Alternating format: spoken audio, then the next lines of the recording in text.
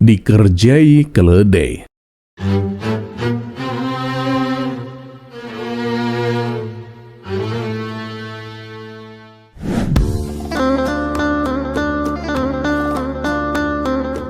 Assalamualaikum warahmatullahi wabarakatuh. Semoga semua kebaikan terlimpah kepada kita semua. Amin ya rabbal alamin. Pernahkah kamu merasa sudah menghitung dengan benar, tetapi hasilnya selalu terasa kurang satu? Itulah yang dialami oleh Abu Nawas dalam sebuah peristiwa yang membuatnya hampir kehilangan akal sehat. Seekor keledai seolah-olah menghilang dan muncul kembali secara misterius. Apa sebenarnya yang terjadi? Simak kisahnya sampai akhir. Suatu hari saat Abu Nawas sedang duduk santai, datanglah seorang tamu ke rumahnya. Tamu tersebut merupakan saudagar paling kaya di kampungnya. "Abu Nawas, aku ada pekerjaan untukmu," kata saudagar itu. "Pekerjaan apa, Tuan?" tanya Abu Nawas. "Begini Abu Nawas, aku mau membeli 9 ekor keledai. Nanti kamu yang mengantarkan keledai tersebut sampai ke rumahku." "Oh, itu sih pekerjaan mudah, Tuan. Ayo kita berangkat," balas Abu Nawas. Maka mereka berdua pun pergi ke pasar hewan untuk membeli 9 ekor keledai. Setelah transaksi selesai, saudagar itu berpesan kepada Abu Nawas. "Abu Nawas, bawa 9 ekor keledai ini sampai ke rumahku. Dan jangan sampai ada yang hilang." "Jangan khawatir, Tuan. Semuanya dijamin beres," ucap Abu Nawas. Kemudian saudagar kaya tersebut pun pulang terlebih dahulu, sementara Abu Nawas masih mengatur 9 keledainya. Setelah semuanya dirasa siap, Abu Nawas menunggangi salah satu keledai dan mulai berjalan. Di tengah perjalanan terlintas dalam benaknya untuk menghitung jumlah keledai. Ia pun kaget, ternyata jumlahnya hanya 8 ekor. Lah, bukankah waktu berangkat jumlahnya 9? Kenapa tiba-tiba hilang 1? Jangan-jangan ada yang terpisah, kata Abu Nawas mulai cemas. Ia pun turun dari keledai dan mencari ke sana kemari, bahkan sampai ke balik pepohonan. Namun ia tak menjumpai apapun. Abu Nawas mencoba menghitung kembali dan ternyata jumlahnya utuh 9 ekor. Berarti aku tadi salah menghitung, gumamnya dalam hati. Ia kembali menaiki keledainya dan melanjutkan perjalanan. Tak lama kemudian ia kembali menghitung jumlah keledai. Lah, kenapa jadi 8 ekor lagi? Lelucon macam apa ini? Apa aku dipermainkan oleh keledai? Pikir Abu Nawas. Terpaksa ia turun lagi dan menghitung ulang. Dan anehnya jumlahnya kembali utuh jadi 9 ekor. Abu Nawas hampir saja gila. Ia berpikir ada seseorang yang sengaja mempermainkannya. Ia pun bersembunyi di balik semak-semak sambil mengintip keledainya. Sekarang aku mau lihat bagaimana seekor keledai itu bisa hilang, ucap Abu Nawas. Namun usahanya sia-sia. Setelah menunggu cukup lama, jumlah keledainya tetap 9. Akhirnya ia pun melanjutkan perjalanan. Ia menaiki salah satu keledai dan menggiring 8 ekor di depannya. Saat berada di atas punggung keledai, ia kembali menghitung. Ini sungguh aneh. Jumlahnya jadi 8 ekor lagi. Kenapa bisa begini? Ujar Abu Nawas mulai stres. Tiba-tiba datanglah seorang lelaki tua menghampirinya. "Wahai Abu Nawas, sepertinya kamu sedang kebingungan," tanya kakek tua itu. "Iya, aku ini juga heran, kek," balas Abu Nawas. "Memangnya kenapa?" "Begini, kek, aku tuh heran, kek. Bagaimana bisa ada seekor keledai yang hilang lalu muncul kembali, terus hilang lagi, muncul lagi," tutur Abu Nawas. Lelaki tua itu pun paham dengan apa yang menimpa Abu Nawas. Ia tertawa kecil lalu berkata, Sini, turun dari keledaimu dan hitung lagi." Abu Nawas pun turun dan menghitung kembali. Iya kek, bener, jumlahnya ada 9 ekor, ucap Abu Nawas. "Nah sekarang lanjutkan perjalananmu. Jangan biarkan khayalan menguasaimu, kata kakek itu. Abu Nawas menurut dan kembali melanjutkan perjalanan. Namun lagi-lagi saat ia menaiki keledainya dan menghitung jumlah keledai yang digiringnya, jumlahnya hanya 8 ekor. Abu Nawas pun langsung berteriak, "Kek, lihatlah, saya tidak menghayal. Jumlahnya jadi 8 ekor." Kakek tua itu kembali tertawa. "Ya Abu Nawas, kamu itu hanya menghitung keledai yang ada di hadapanmu. Sementara keledai yang sedang kamu tunggangi tidak kamu hitung. Ya jelas saja jumlahnya hanya 8 ekor. Seketika Abu Nawas pun tersadar akan kelalaiannya. Ia pun tersenyum dengan malu. Ternyata sepandai-pandainya seseorang suatu saat pasti akan merasakan kelalaian.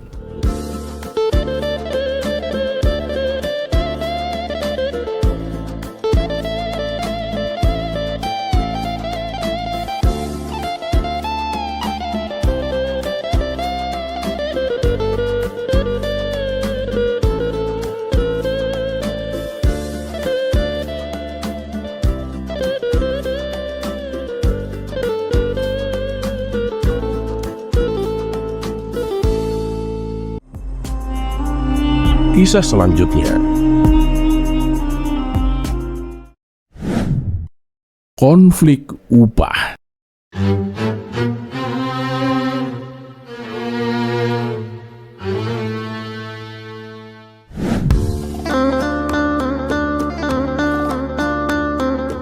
Terkadang kebaikan tak selalu dibalas dengan keikhlasan. Ada yang menolong dengan senyum, tapi diam-diam menagih bayaran. Namun kali ini, orang yang mencoba mengambil keuntungan dari Abu Nawas justru harus menerima pelajaran yang tak terlupakan. Dan inilah kisah lengkapnya. Seperti biasa, setiap pagi Abu Nawas pergi ke hutan untuk mencari kayu bakar. Kali ini ia mendapatkan kayu bakar lebih banyak dari biasanya. Ia pun tak lupa memanjatkan syukur kepada Allah. Kayu bakar sebanyak ini pasti akan menghasilkan uang yang melimpah, pikir Abu Nawas.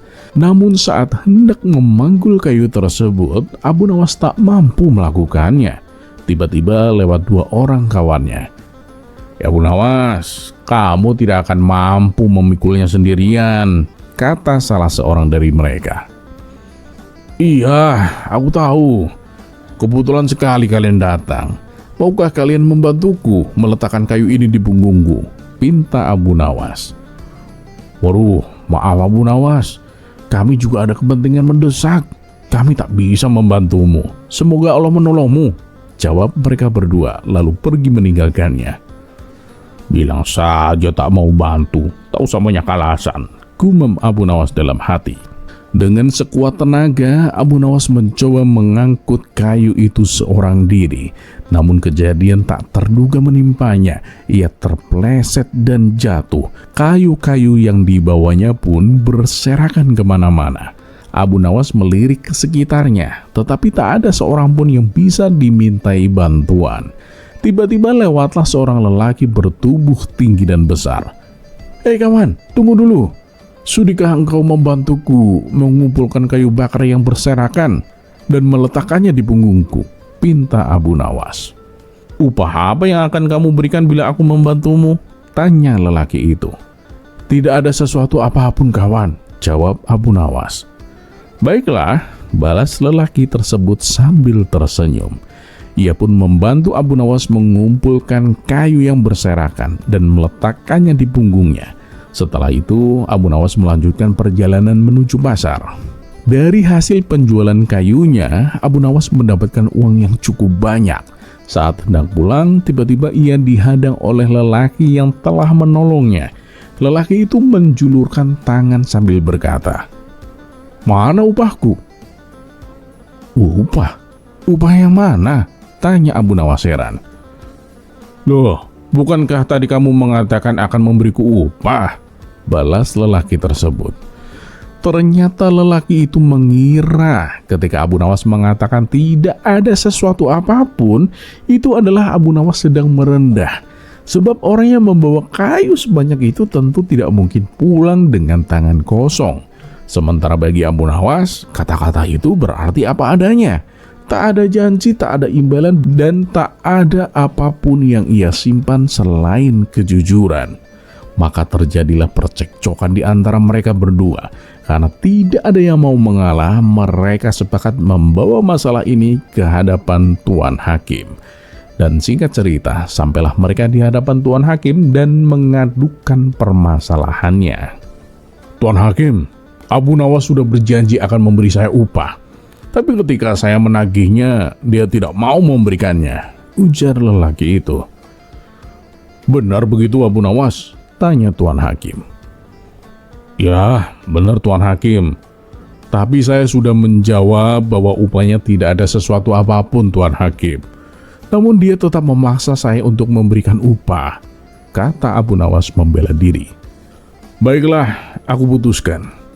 Apapun janjimu, kamu harus memberikannya Abu Nawas. Dan saya kira keputusan ini adalah yang paling adil untuk kalian berdua," tutur Tuan Hakim. Mendengar keputusan itu, Abu Nawas terdiam beberapa saat. Ia mulai menangkap maksud dari ucapan Tuan Hakim. "Baiklah Tuan Hakim, saya akan memberi dia upah sesuai dengan janji saya," ucap Abu Nawas. Abu Nawas lalu mengambil kantong kosong dari sakunya dan memberikannya kepada lelaki tersebut. Betapa girangnya lelaki itu. Ia segera meraih kantong tersebut dan merogohnya ke dalamnya. Namun ketika menyadari bahwa kantong itu kosong, ia pun menjadi marah. "Apa-apaan ini? Abu Nawas menipuku. Tuan Hakim, dia memberikan kantong yang kosong," adu lelaki itu. "Memangnya apa isi kantong itu?" tanya Tuan Hakim. "Tidak ada sesuatu apapun Tuan Hakim," jawab lelaki tersebut kesal.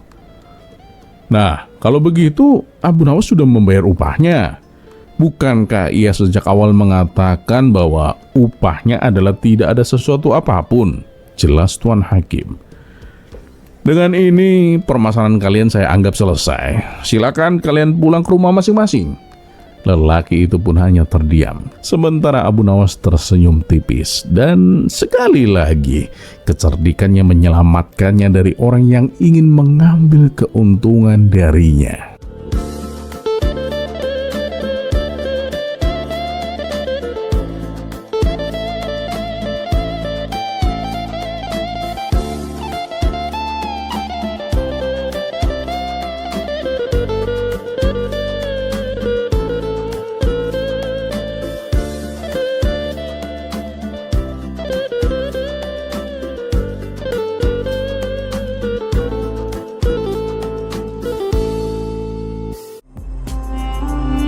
Kisah selanjutnya.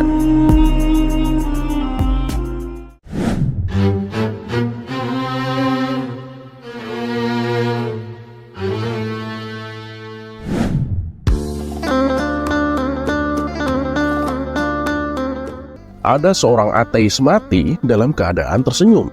Itulah yang membuat Baginda Raja bingung. Karena sebagai orang Islam tentunya tahu bahwa kita nanti akan kembali ke Yang Maha Kuasa, yaitu di surga atau di neraka.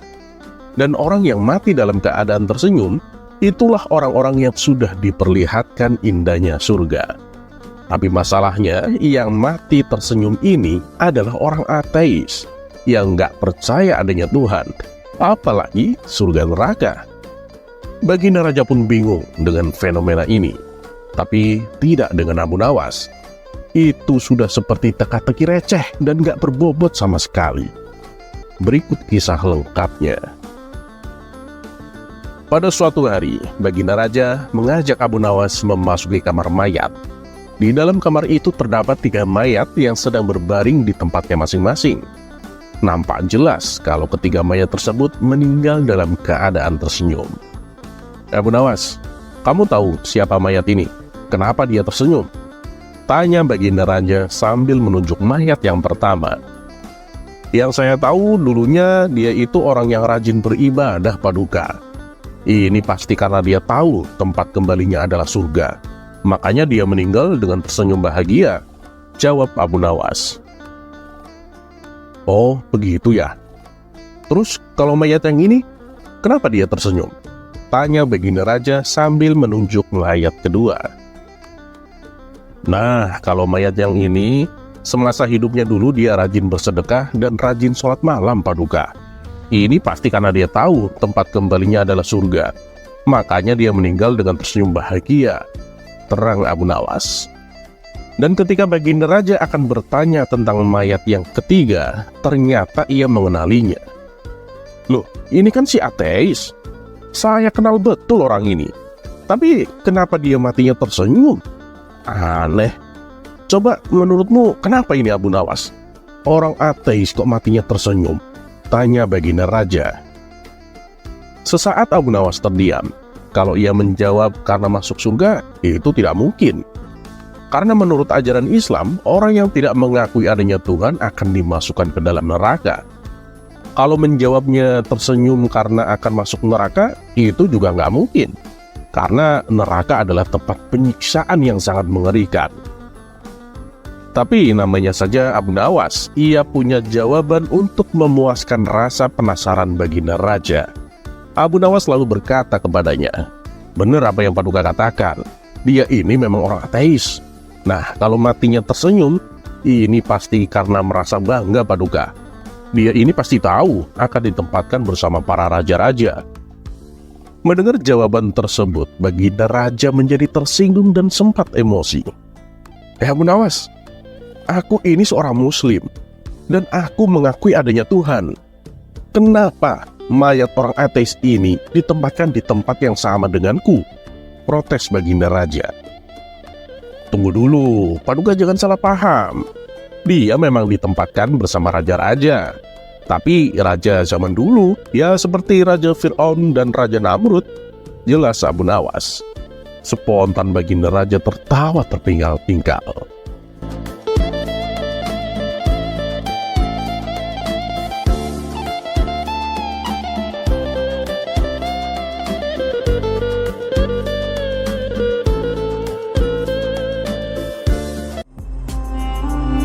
Kisah selanjutnya.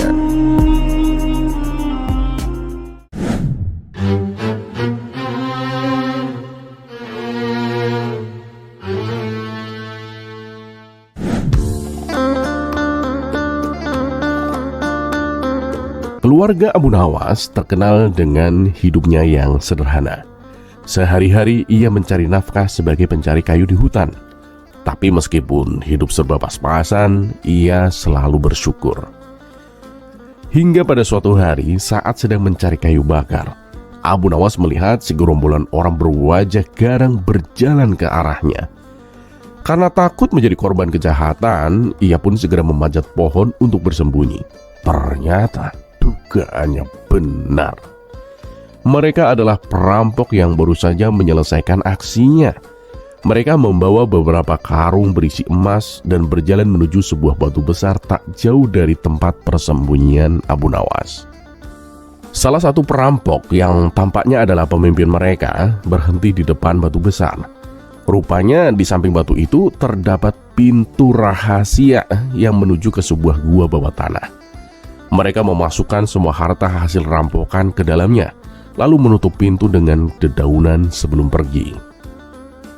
Dan setelah situasi benar-benar aman, Abu Nawas pun turun dari pohon dan mendekati batu besar itu. Ia menemukan pintu rahasia yang hampir tersembunyi di balik dedaunan. Dengan hati-hati, ia membukanya dan masuk ke dalam gua. Betapa terkejutnya ia saat melihat banyak sekali emas di dalamnya. Haruskah aku mengambil emas ini? Pikir Abu Nawas. Dan setelah menimbang-nimbang, Abu Nawas pun memutuskan untuk mengambil sebagian emas untuk dirinya sendiri dan membagikan sisanya kepada tetangganya yang miskin. Ia pun mengambil salah satu karung berisi perhiasan emas dan membawanya pulang. Sesampainya di rumah, ia menceritakan kejadian itu kepada istrinya. Sang istri terkejut melihat emas yang begitu banyak. Tetapi dengan bijak menyarankan agar sebagian emas diberikan kepada tetangga yang membutuhkan. Abu Nawas tentu setuju, karena memang itulah niatnya sejak awal. Namun ada satu masalah, emas yang didapatkannya itu terlalu banyak, dan ia bingung bagaimana cara membaginya secara adil.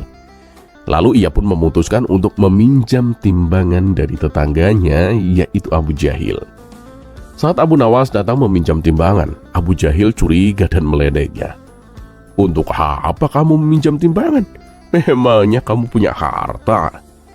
Abu Nawas pun hanya tersenyum tanpa menjawab. Ia sengaja merahasiakan emasnya agar tidak menarik perhatian. Namun sikapnya justru membuat Abu Jahil semakin penasaran. Dan sebelum meminjamkan timbangan, Abu Jahil melumuri bagian dalamnya dengan minyak yang lengket. Dan beberapa hari kemudian, Abu Nawas mengembalikan timbangan itu. Begitu menerima timbangan kembali, Abu Jahil langsung memeriksanya dan menemukan koin emas yang menempel di dalamnya. Jadi Abu Nawas punya emas? Pantes aja ia butuh timbangan, pikir Abu Jahil. Dan karena penasaran, Abu Jahil pun segera mendatangi rumah Abu Nawas. Sesampainya di sana, ia terkejut melihat begitu banyak koin emas. "Dari mana kamu mendapatkan semua ini, Abu Nawas? Beritahu aku sekarang, atau aku akan menyebarkan rahasia ini ke seluruh desa," ancam Abu Jahil. Dengan terpaksa, Abu Nawas pun mengungkapkan tempat rahasianya. Dan tanpa menunggu lama, Abu Jahil langsung pergi ke gua bawah tanah itu. Begitu tiba di sana, ia membuka pintu rahasia dan terperangah melihat tumpukan emas di dalamnya. Dengan serakah ia mencoba membawa semua emas. Tapi naas, saat ia sedang asik mengisi karung, gerombolan perampok datang dan menangkapnya. Mereka menghajarnya hingga pingsan, lalu membuangnya ke tengah hutan. Namun perampok-perampok itu sadar bahwa ada satu karung emas yang hilang. "Pasti ada orang lain yang berhasil mengambil emas ini," kata ketua perampok. Ia pun memerintahkan anak buahnya untuk mencari tahu siapa orang yang mengetahui tempat rahasia mereka. Mereka menyebar ke desa-desa sekitaran hutan dan bertanya kepada warga setempat. "Apa kalian tahu ada orang yang tiba-tiba menjadi kaya?" tanya salah satu perampok. "Oh iya, ada. Namanya Abu Nawas, Tuan," jawab seorang warga. Perampok itu kemudian meminta warga tersebut untuk menunjukkan rumah Abu Nawas. Dan setelah sampai di depan rumahnya, warga itu pun diberi imbalan dan disuruh pergi. "Apa kita langsung bunuh dia sekarang, Tuan?" tanya salah satu anak buah perampok. "Oh jangan, ini masih sore. Kita kembali nanti malam dan habisi dia serta keluarganya," jawab ketua perampok. Namun tanpa mereka sadari, percakapan itu didengar oleh Hamid, tetangga Abu Nawas. Segera setelah para perampok pergi, Hamid pun menemui Abu Nawas dan memperingatkannya. "Abu Nawas, nyawamu dalam bahaya. Nanti malam para perampok akan datang untuk membunuhmu." Tentu Abu Nawas terkejut dan ketakutan. "Berapa jumlah mereka, Hamid?" tanya Abu Nawas. "Ya sekitar 20 orang lah, Abu Nawas," jawab Hamid. Abu Nawas pun terdiam sejenak mencari cara untuk menyelamatkan diri. "Baiklah Hamid, demi keselamatan istri dan anak-anakku, izinkan mereka menginap di rumahmu malam ini. Dan aku juga butuh bantuanmu untuk menghadapi mereka, Hamid. Sebagai imbalan, aku akan memberimu separuh dari emas yang kumiliki," kata Abu Nawas. Hamid pun setuju, dan istri serta anak-anak Abu Nawas pun segera diantar ke rumahnya. Menjelang malam, ketua perampok datang ke rumah Abu Nawas dengan menyamar sebagai saudagar minyak. Ia membawa gerobak berisi 20 tong yang besar. "Tuan, bolehkah saya menginap di sini?" tanya ketua perampok. Abu Nawas yang belum menyadari penyamarannya pun mengizinkannya. "Oh, silakan Tuan. Ngomong-ngomong, apa yang ada di dalam tong itu, Tuan?" tanya Abu Nawas.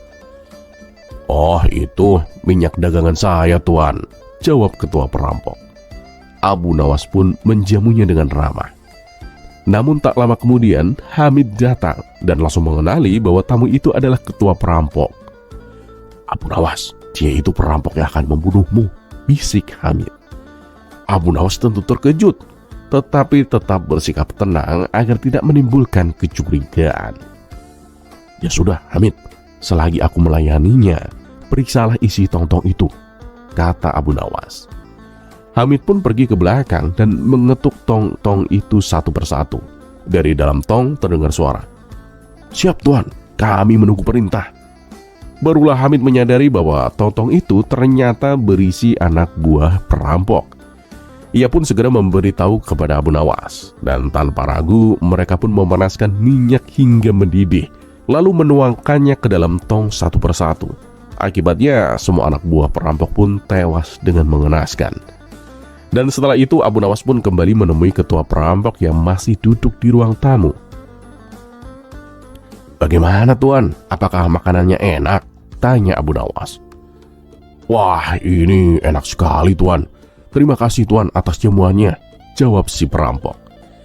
Dan saat Abu Nawas berpura-pura pergi tidur, ketua perampok itu pun menuju ke belakang untuk memanggil anak buahnya.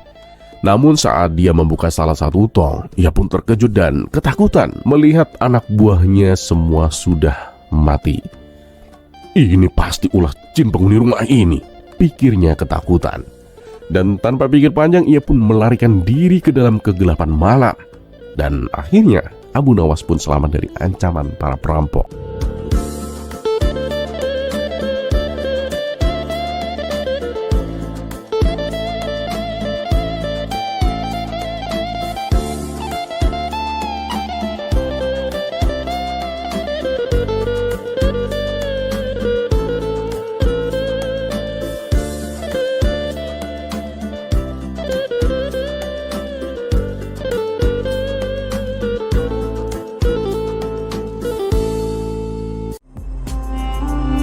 Kisah selanjutnya.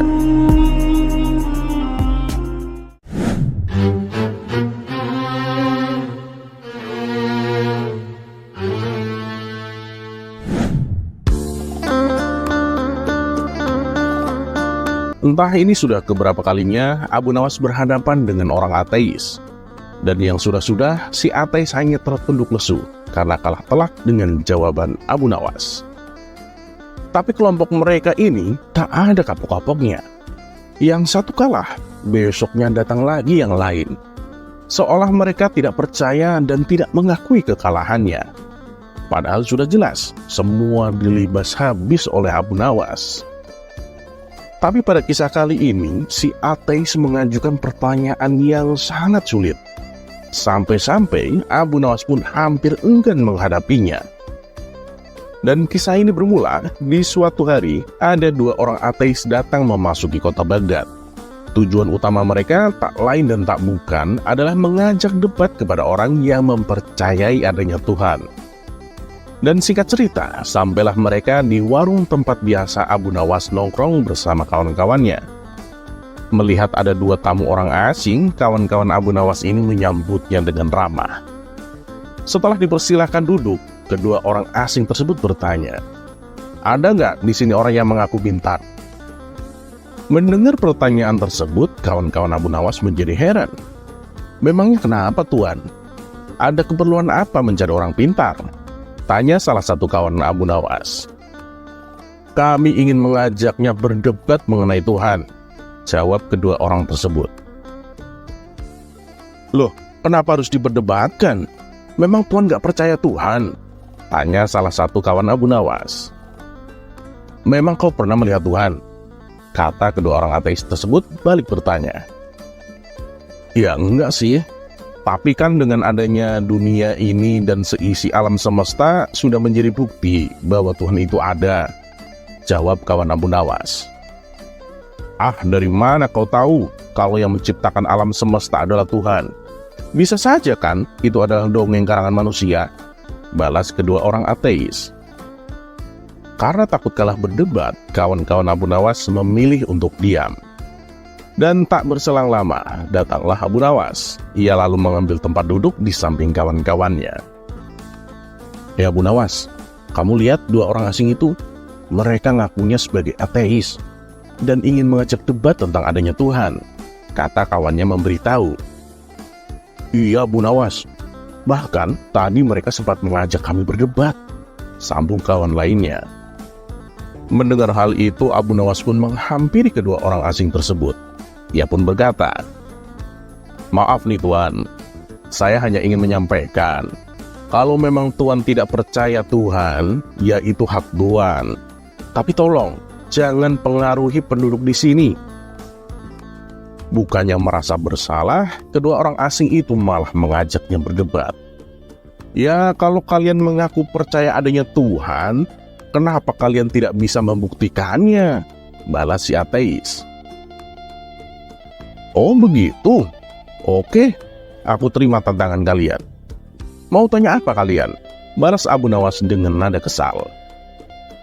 Nah gitu dong, masa katanya punya Tuhan, tapi diajak debat malah takut duluan. Nih pertanyaanku, kalau kamu memang percaya adanya Tuhan, coba, apa kau pernah melihat Tuhan? Apa kau pernah menyentuh Tuhan? Ya pasti nggak pernah lah, jawab Abu Nawas. Nah kalau begitu, kesimpulannya Tuhan itu memang nggak ada. Percuma dong kalian menyembah sesuatu yang nggak ada. Nih ya, segala sesuatu itu harus dipikirkan pakai akal dan logika. Balas orang ateis. Oh gitu. Ya dah, sekarang giliranku balik bertanya, kata Abu Nawas. Oke, silakan. Kami siap menjawabnya, jawab orang ateis. Kalian pernah lihat otak kalian? Pernah nggak menyentuh otak kalian? Kedua orang ateis itu serempak menjawab, tidak pernah. Kemudian dengan nada sedikit ketawa, Abu Nawas berkata, nah, berarti kesimpulannya adalah kalian itu memang nggak punya otak.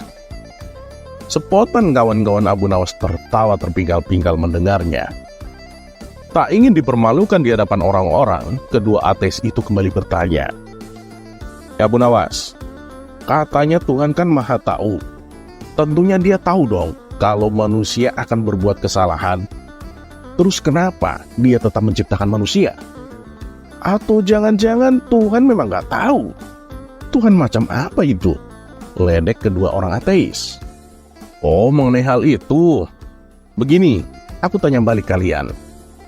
Waktu kalian masih bayi nih, apa ibu kalian tahu kalau suatu saat nanti kalian akan berbuat kesalahan? Misalnya seperti menyakiti hati ibu kalian, ya walaupun cuma sekali. Atau misalnya kalian berbuat sesuatu yang membuat orang lain jengkel? Tanya Abu Nawas. Ya tentu saja ibu kami sudah tahu lah. Karena sekecil apapun, manusia pasti pernah berbuat kesalahan, jawab kedua ateis. Lah, terus kenapa ibu kalian memutuskan untuk tetap mengasuh kalian sampai dewasa?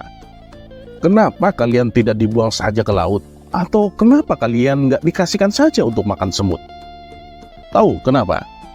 Karena rasa cinta ibu kalian lebih besar daripada kesalahan yang akan kalian buat nanti. Begitu juga dengan Tuhan. Tuhan sudah tahu kalau manusia pasti akan berbuat kesalahan. Tapi kenapa Tuhan tetap menciptakan manusia? Itu karena cintanya Tuhan lebih besar dari kesalahan yang akan manusia perbuat. Dan Tuhan akan mengampuninya selama manusia itu mau bertobat. Setelah mendengar penjelasan Abu Nawas, kedua orang ateis tersebut hanya terdiam. Mereka pun mengakui akan kecerdasan Abu Nawas.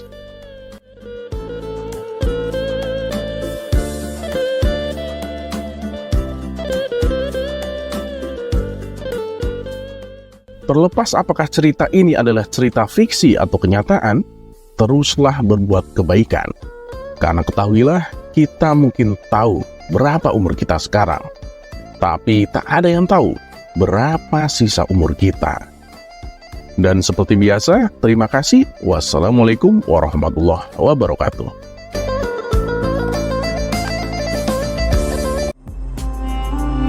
Kisah selanjutnya.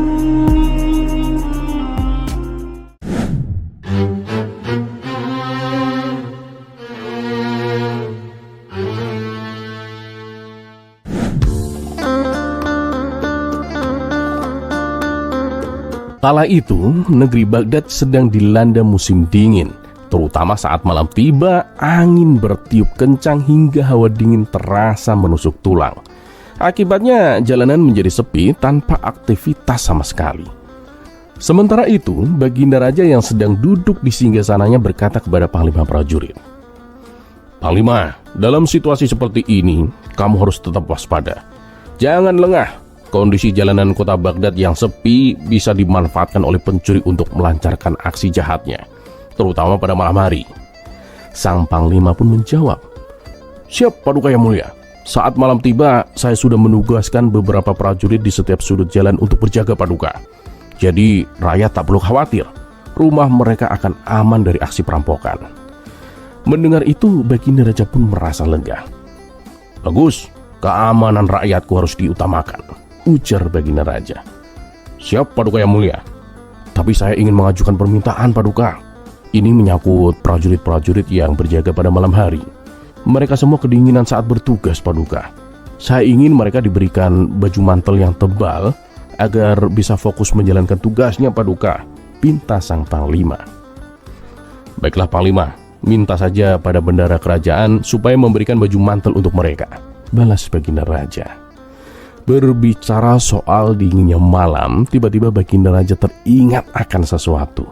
Terbesit ide konyol di kepalanya untuk menantang Abu Nawas. "Wahai pengawal, suruh Abu Nawas menghadapku sekarang juga," perintah Baginda Raja. Beberapa pengawal istana pun segera berangkat menuju rumah Abu Nawas. Dan tak lama kemudian, Abu Nawas tiba di istana dan menghadap Baginda Raja. "Ampun Paduka Yang Mulia, ada gerangan apa Paduka memanggil hamba?" tanya Abu Nawas.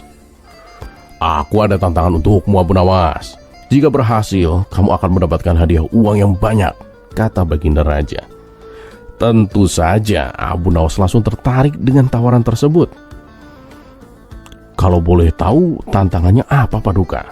tanya Abu Nawas penasaran. "Tantangannya sederhana saja Abu Nawas," jawab Baginda Raja. "Kamu harus sanggup bermalam di puncak gunung. Tapi ada syaratnya, kamu tidak boleh mengenakan baju sehelai pun." Sejenak Abu Nawas terdiam. "Jangankan di puncak gunung, di luar rumah saja cuaca sudah sangat dingin," pikir Abu Nawas. Namun karena sedang sangat membutuhkan uang, ia pun akhirnya menerima tantangan tersebut. "Baiklah Paduka, saya bersedia. Silakan Paduka tentukan kapan waktunya," ucap Abu Nawas. "Nanti malam Abu Nawas," tegas Baginda Raja. Dan malam pun tiba. Abu Nawas dikawal oleh beberapa prajurit berjalan menuju puncak gunung. Para prajurit itu bertugas untuk melucuti semua pakaian Abu Nawas dan mengawasinya agar tidak menyalakan api untuk menghangatkan tubuhnya. Sementara itu, para prajurit yang bertugas tetap mengenakan mantel tebal agar tidak kedinginan. Abu Nawas menghabiskan malamnya dengan begadang. Rasa dingin yang luar biasa membuatnya hampir menyerah. Darahnya terasa membeku, wajahnya pucat pasi dan tubuhnya gemetaran. Namun demi hadiah yang dijanjikan, ia pun bertahan hingga pagi menjelang. Dan ketika matahari terbit, Abu Nawas pun merasa sangat gembira karena telah menyelesaikan tantangan tersebut. Dengan penuh semangat, ia pun kembali ke istana untuk menghadap Baginda Raja. Sesampainya di istana, Baginda Raja pun tampak heran. "Hebat kamu Abu Nawas. Bagaimana rasanya bermalam di puncak gunung?" tanya Baginda Raja. Abu Nawas pun menceritakan pengalamannya. "Saya hampir mati kedinginan Paduka." Baginda Raja pun lalu bertanya lagi, "Apakah di malam itu kamu melihat cahaya api, baik dari jauh maupun dekat?"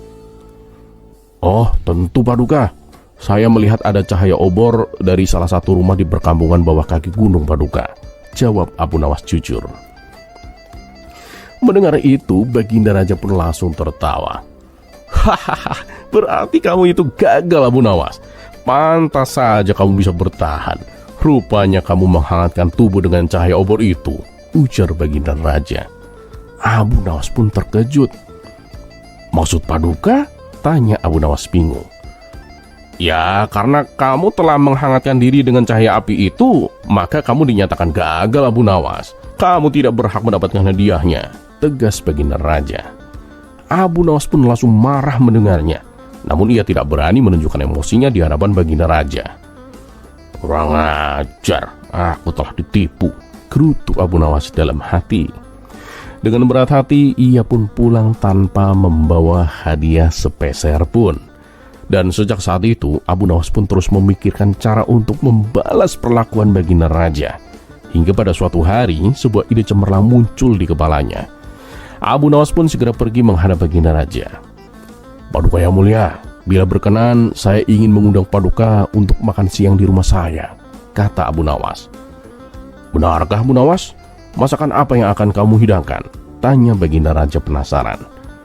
Sop bebek buatan saya, Paduka, jawab Abu Nawas. Mendengar itu, Baginda Raja langsung mengiyakan. Ia tahu betul bahwa Abu Nawas terkenal jago memasak, terutama sop bebeknya yang luar biasa lezat. Baiklah, ayo kita ke rumahmu sekarang, Abu Nawas, kata Baginda Raja bersemangat. Dan sesampainya di rumah Abu Nawas, di halaman sudah tersedia meja dan kursi. Baginda Raja duduk di situ bersama Abu Nawas, menunggu hidangan disajikan. Namun setelah sekian lama menunggu, makanan tak kunjung datang. Mana makanannya, Abu Nawas? Tanya Baginda Raja mulai tak sabar. Belum matang, Paduka. Tunggu sebentar lagi, Paduka, jawab Abu Nawas santai. Baginda Raja kembali menunggu. Tapi hingga menjelang sore, sop bebek itu masih belum juga matang. Rasa lapar semakin tak tertahankan. Akhirnya Baginda Raja memutuskan untuk masuk ke dapur melihat sendiri proses memasaknya. Betapa terkejutnya dia ketika melihat panci sop bebek tergantung 1 meter di atas tunggu api. Apa-apaan ini, Abu Nawas? Kamu mau mempermainkanku? Hardik Baginda Raja. Dengan wajah polos, Abu Nawas pun menjawab. Loh, memangnya kenapa, Paduka? Bukankah saya sudah memasaknya dengan benar? Mana mungkin sop bebek ini bisa matang? Tungku apinya saja jauh dari panci, seru Baginda Raja geram. Abu Nawas pun tersenyum dan berkata, apakah Paduka lupa dulu saat saya bermalam di puncak gunung? Paduka menyatakan saya gagal hanya karena saya melihat cahaya opor dari kejauhan. Kalau menurut Paduka jarak sejauh itu saja bisa menghangatkan tubuh saya, maka api yang hanya berjarak 1 meter dari panci ini seharusnya kan bisa membuat sop bebek matang, Paduka. Mendengar itu Baginda Raja yang tadinya emosi pun justru tertawa terbahak-bahak. Hahaha, cara belas dendammu memang cerdik, Abu Nawas, pujinya. Dan akhirnya untuk menebus kesalahannya, Baginda Raja memberikan hadiah yang telah dijanjikan kepada Abu Nawas.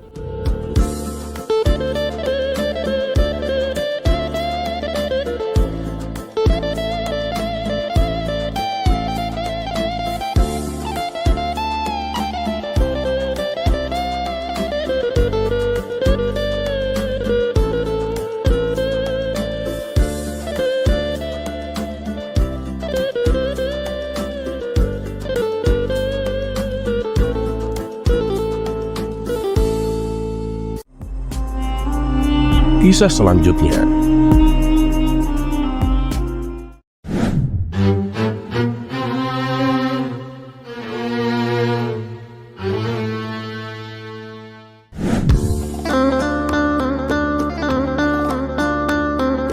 Entah sudah beberapa kali Baginda Raja mencoba menjebak Abu Nawas.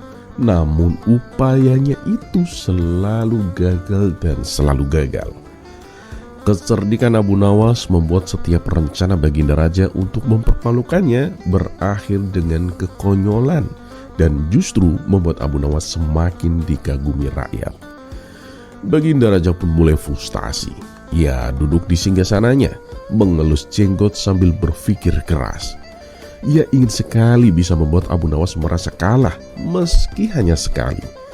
Hingga pada suatu hari, salah seorang menteri istana datang membawa usulan.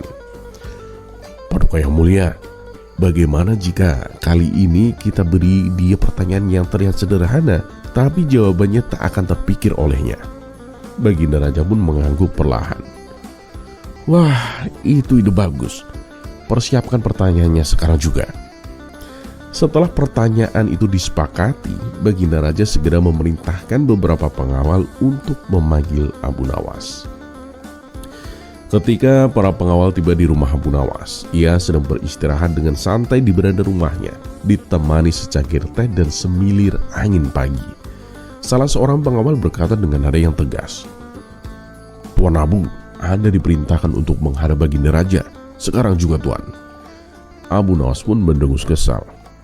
Aduh, lagi-lagi dipanggil saat sedang enak-enaknya santai. Kalau bukan karena perintah raja, sudah pasti kalian semua aku tolak masuk. Ia mengeluh sambil berdiri perlahan. Sampai kapan sih Baginda Raja selalu mengganggu jam istirahatku, gerutunya dalam hati. Dengan terpaksa, Abu Nawas pun mengikuti para pengawal menuju istana, meskipun wajahnya tampak dongkol. Untuk melampiaskan kekesalannya, ia sengaja bersikap seenaknya ketika tiba di hadapan Baginda Raja. Tanpa memberi salam, ia langsung duduk dan mengambil kue dari meja di samping Baginda Raja. Awalnya tingkah Abu Nawas itu membuat Baginda Raja tersinggung, tapi karena ia punya rencana besar untuk mempermalukan Abu Nawas, ia menahan emosinya dan tersenyum dingin. "Wahai Abu Nawas," kata Baginda Raja, "aku punya sebuah pertanyaan untukmu. Apakah kamu siap menjawabnya?" Abu Nawas pun dengan santai menjawab, "Ya, tujuanku ke sini memang untuk menjawab pertanyaan Paduka." Baginda Raja pun melanjutkan, "Kalau kamu bisa menjawab pertanyaanku dengan benar, aku akan memberimu hadiah 1000 dinar. Tapi jika tidak, rambut kepalamu akan digunduli, jenggotmu dicukur habis, dan kamu akan diarak keliling kota Baghdad naik keledai." Mendengar ancaman hukuman itu, Abu Nawas sempat terkejut, karena biasanya ia hanya dihukum penjara sebulan. Tapi kali ini ancamannya cukup memalukan. Namun ia tetap tenang. "Baiklah Paduka," ucap Abu Nawas, "tapi saya tidak menginginkan hadiah uang Paduka." "Oh?" tanya Baginda Raja penasaran. "Lalu apa yang kamu inginkan jika berhasil menjawab?" "Saya ingin Paduka memerintahkan semua serangga di Baghdad agar tidak mengganggu saya Paduka," jawab Abu Nawas serius. Baginda Raja terbelalak mendengar permintaan aneh itu. Ia terdiam sejenak, lalu menunduk. Dalam hati ia bergumam, "Ini sih tidak mungkin. Serangga-serangga itu kan bukan rakyatku. Bagaimana aku bisa memerintahkan mereka?" Abu Nawas yang cerdik itu pun langsung menanggapinya. "Bukankah Paduka seorang raja? Apa hebatnya menjadi raja jika serangga saja tidak bisa dikendalikan?" Baginda Raja pun semakin bingung. Ia sadar kalau ia menyetujui syarat Abu Nawas, ia akan mempermalukan dirinya sendiri. Tapi jika menolaknya, maka ia harus mengakui bahwa dirinya tak mampu memimpin makhluk sekecil serangga. Akhirnya melihat Baginda Raja yang mulai gelisah, Abu Nawas pun tertawa kecil dan berkata, "Baiklah Paduka, saya cabut kembali syarat saya. Saya akan menjawab pertanyaan Paduka tanpa syarat apapun." Wajah Baginda Raja pun langsung lega. Nah, itu baru Abu Nawas yang bijak. Ia pun segera menyampaikan pertanyaannya. "Pohon apa yang berumur 1 tahun memiliki 12 cabang? Setiap cabang terdiri dari 30 daun, dan daun-daunnya sebagian menghadap cahaya dan sebagian lagi menghadap gelap." Sebuah pertanyaan penuh teka-teki yang tampak seperti soal ilmu alam, namun sebenarnya syarat kiasan. Baginda Raja yakin kali ini Abu Nawas akan bingung. Tapi ternyata tidak sama sekali. Dengan santai Abu Nawas menjawab, "Paduka, pohon itu bukan pohon sungguhan. Itu adalah simbol dari waktu. Pohon tersebut adalah tahun, 12 cabangnya adalah 12 bulan. 30 daun adalah tiap cabang memiliki 30 hari. Dan daun yang menghadap cahaya serta gelap menandakan siang dan malam Paduka." Baginda Raja terdiam, matanya membulat. Pertanyaan yang disusunnya bersama para menteri dianggap sangat rumit, namun Abu Nawas menjawabnya hanya dalam beberapa detik. Karena malu dan sekaligus kagum, Baginda Raja pun akhirnya tertawa. "Sungguh luar biasa kamu ini Abu Nawas. Tapi rasanya tidak adil kalau kamu tidak mendapatkan hadiah apa-apa. Katakan, apa yang kamu inginkan?" Abu Nawas pun tersenyum lebar. "Kalau begitu, Paduka, saya tidak minta 1000 dinar. Cukup 500 dinar saja. Tapi dengan satu syarat Paduka." "Apa syaratnya kali ini Abu Nawas?" tanya Baginda Raja. "Syaratnya sederhana. Selama sebulan penuh, Paduka tidak boleh memanggil saya lagi. Biarkan saya beristirahat dengan tenang Paduka," jawab Abu Nawas sambil terkekeh. Baginda raja pun menyetujui permintaan itu.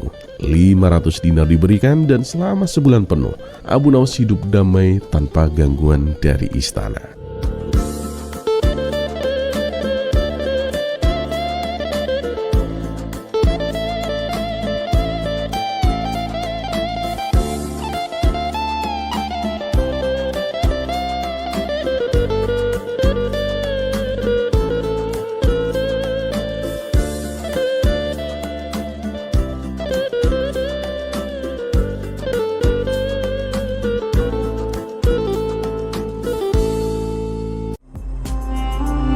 Kisah selanjutnya.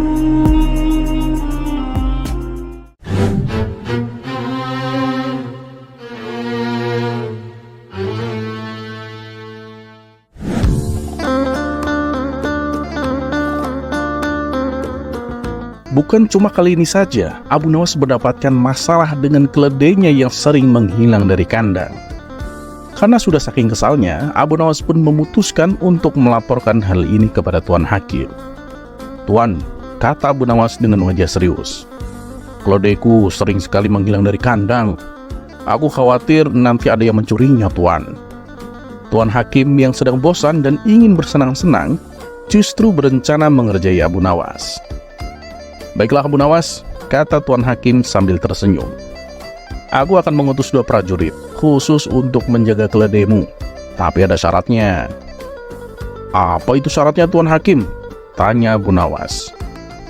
"Kamu harus menemukan cara agar keledai kesayanganku itu bisa naik ke atas menara," jawab Tuan Hakim sambil menunjuk ke arah keledainya.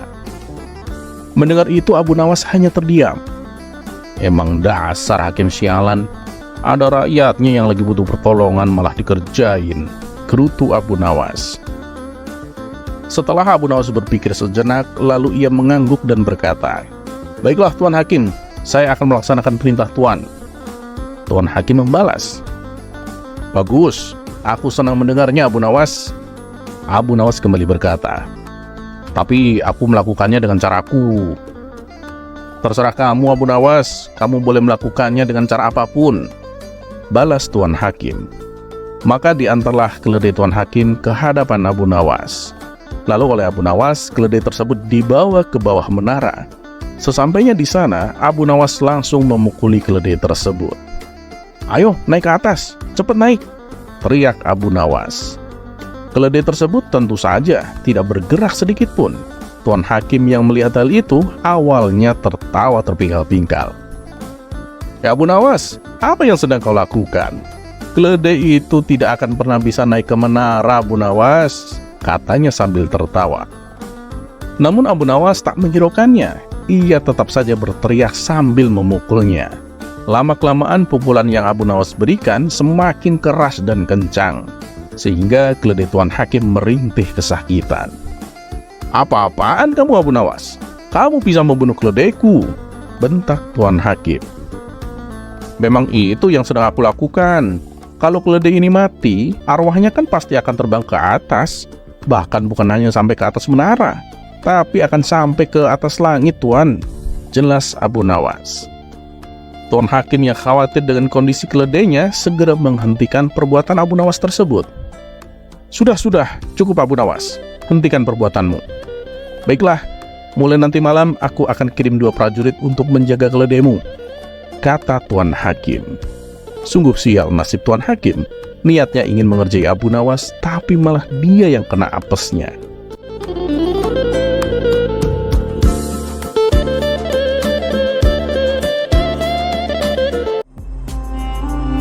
Kisah selanjutnya.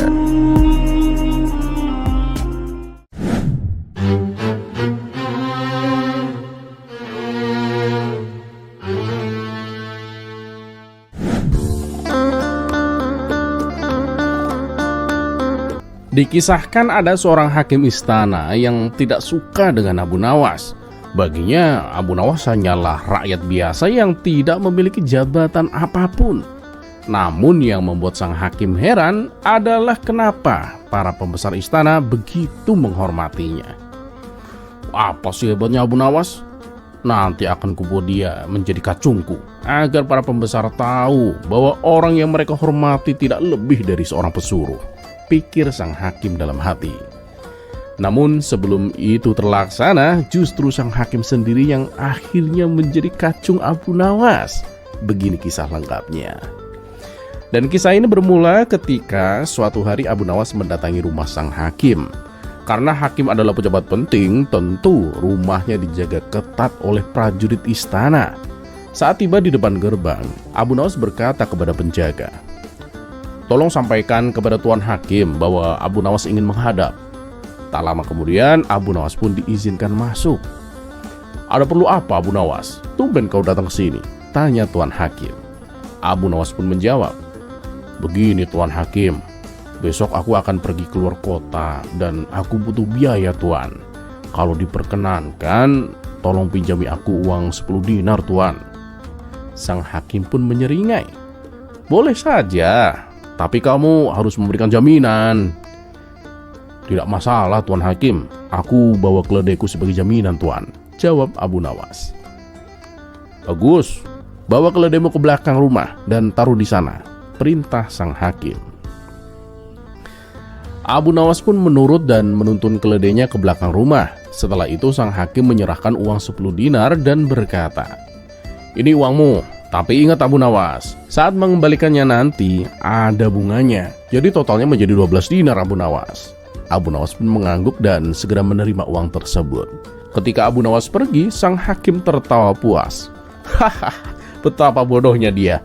Keledainya yang bernilai ratusan dinar, dia jadikan jaminan untuk utang 10 dinar, pikir sang hakim sambil tersenyum licik. Sebulan kemudian, Abu Nawas kembali dari perjalanannya. Ia datang ke rumah sang hakim untuk melunasi utangnya berikut dengan bunganya. "Aku benar-benar heran kepadamu Abu Nawas. Ternyata kamu tidak sepintar yang dikatakan orang-orang ya. Untuk apa kamu memelihara keledai yang mahal kalau uang 10 dinar saja kamu tidak punya? Lebih baik kau jual saja keledaimu itu," ejek Tuan Hakim sambil tertawa. Abu Nawas pun hanya tersenyum mendengar ejekan tersebut. Lalu ia berkata, "Tuan Hakim kan tahu sendiri, akhir-akhir ini marak terjadi pencurian hewan Tuan. Karena aku harus pergi keluar kota, aku tidak tahu harus menitipkan keledaiku kemana. Ya menurutku rumah Tuan Hakim adalah tempat paling aman karena dijaga ketat oleh prajurit kerajaan. Dan yang lebih hebatnya lagi, aku juga tidak perlu membayar yang mahal, cukup 2 dinar untuk 1 bulan." Sang hakim pun terdiam seketika. Wajahnya merah padam karena sadar bahwa dirinya telah dipermainkan. Abu Nawas pun pergi sambil menuntun keledainya, meninggalkan Tuan Hakim yang masih tertegun. "Kurang ajar, ternyata aku malah dijadikan penjaga keledainya," gerutu sang hakim dengan kesal.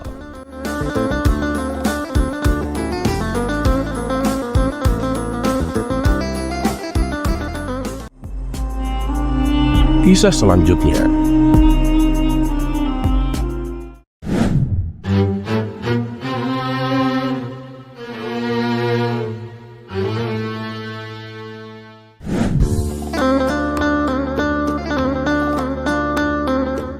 Suatu hari Abu Nawas membeli seekor domba dengan bulu yang sangat indah. Meski begitu ia tidak terlalu memperdulikannya. Baginya domba itu hanyalah hewan ternak biasa. Dan tujuan ia membeli domba itu tidak lebih dari untuk disembelih dan dagingnya dijadikan hidangan. Hingga pada suatu hari di alun-alun kota Baghdad ada kontes perlombaan domba sehat.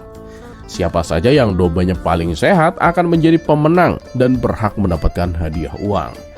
Tanpa rencana serius, Abu Nawas pun iseng mengikuti lomba tersebut. Tak disangka dombanya keluar menjadi pemenang. Sebagai juara, Abu Nawas berhak mendapatkan hadiah sebesar 50 dinar dalam bentuk 5 koin, masing-masing bernilai 10 dinar. Namun saat penyerahan hadiah, tiba-tiba koin tersebut terjatuh dan langsung dimakan oleh si domba. Melihat kejadian itu, Abu Nawas menjadi emosi dan khawatir. "Aku menyesal ikut lomba ini. Jangan-jangan dombaku bisa mati gara-gara menelan koin-koin itu," gumam Abu Nawas dengan gusar. Salah satu panitia yang melihat kepanikan Abu Nawas mencoba menenangkannya. "Tenang Tuan Abu, uangnya bisa dikeluarkan. Tidak perlu panik tuan, kata panitia. Oh ya, bagaimana caranya? Tanya Abu Nawas. Panitia itu pun menjawab, berikan domba itu kopi tuan, lalu tepuk-tepuk pantatnya, nanti uangnya akan keluar dari mulutnya. Awalnya Abu Nawas merasa ragu. Saran itu terdengar aneh dan tidak masuk akal. Tapi karena penasaran, ia pun memutuskan untuk mencobanya. Dalam perjalanan pulang, ia mampir ke warung kopi langganannya. Di sana ia bertemu dengan Abu Jahil yang sedang duduk santai sambil menyeruput secangkir kopi. Abu Nawas pun segera memesan kopi dan meminumkannya ke domba tersebut. Lalu ia mulai menepuk pantat domba. Dan ajaib, dari mulut si domba keluar 1 koin 10 dinar. Melihat hal itu, Abu Nawas makin bersemangat. Ia menepuk pantat domba lagi. Dan untuk kedua kalinya, 1 koin 10 dinar keluar dari mulut si domba. Abu Jahil yang menyaksikan kejadian itu mulai tertarik. Pada tepukan ketiga, 1 koin lagi keluar.